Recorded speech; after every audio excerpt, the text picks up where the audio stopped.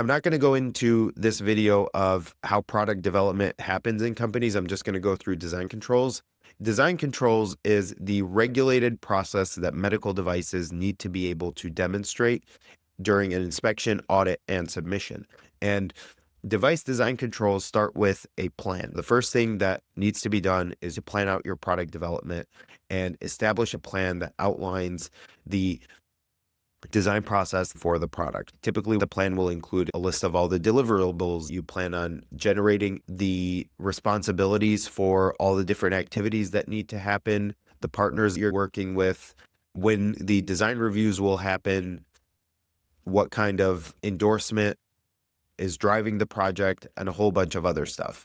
And it should include detailed plans for things like, not super detailed plans because you should have sub plans, but the design and development plan will say how you are planning out your design effort, how you are planning your design verification, your design validation, your risk management elements. After you put together your design and development plan, you'll have more specific risk management plans, design verification plan, design validation plan, biocompatibility plan. Design inputs define the physical and performance characteristics that the product must meet. These include things like user needs, the intended use of the product, regulatory requirements that the product must meet, labeling requirements, and controls that need to be put in place through risk management.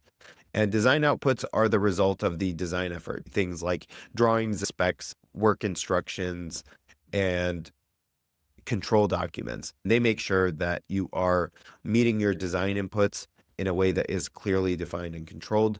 Design review is where at every stage of the design effort, you're taking a body of documentation and performing a formal documented review to evaluate the progress of the development and make sure that you're identifying issues, make sure that you're looking for areas of misalignment. And design reviews have to be done by an independent reviewer.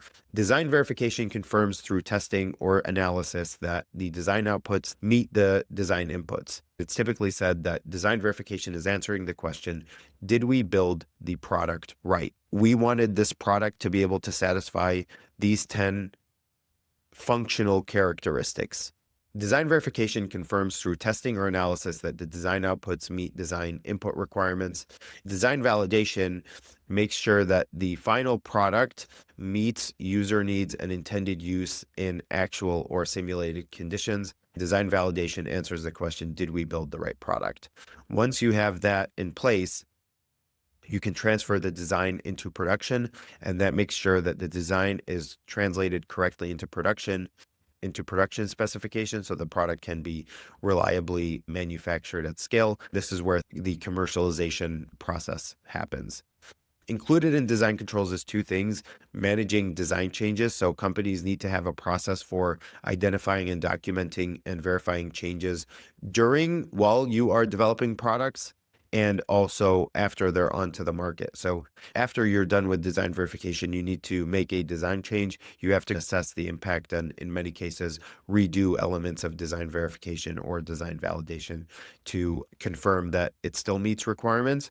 The design history file in design controls is a record that shows how the device was developed. It's an index of all of the design history of the product. It'll include everything that we talked about: the plans, the inputs, the outputs, the verification, design transfer plan and documents, validation plan and documents, everything. Moving into QBD,